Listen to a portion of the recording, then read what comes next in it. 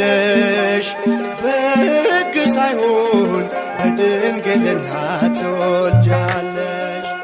ይኩነኒ በከመ ትቤለኒ ይኩነኒ በከመ ትቤለኒ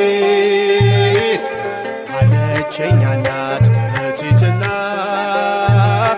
በሥጋም በነፍስም ንጽሕት ናትና አለችኝ እናት በትሕትና ድንግል በክሌ ንጽሕት ናትና